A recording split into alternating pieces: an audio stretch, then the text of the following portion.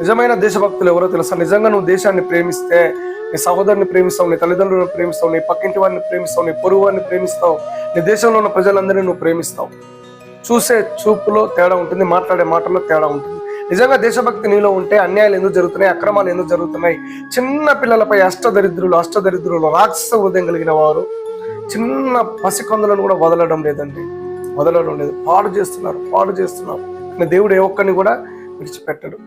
మడ్డలు ఎందుకు జరుగుతున్నాయి, మానభంగాలు ఎందుకు జరుగుతున్నాయి, ఎందుకు ప్రజలను హింసిస్తున్నారు? ఎక్కడ పడితే అక్కడ త్రాగడం, ఎక్కడ పడితే అక్కడ గొడవలు, ఎక్కడ పడితే అక్కడ జూదం, ఎక్కడ పడితే అక్కడ బాంబులు పెట్టడం, యుద్ధాలు ఎందుకు జరుగుతున్నాయి? నిజంగా భారతదేశంలో ఉన్న ప్రజలందరూ నా సహోదరులే అని నువ్వు అనుకున్నప్పుడు ఎందుకు క్రిస్టియన్స్ అంటే నచ్చదు, ఎందుకు ముస్లిమ్స్ అంటే నచ్చదు?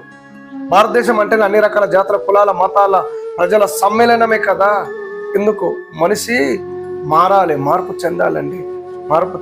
మారిన వాడే నిజమైన దేశ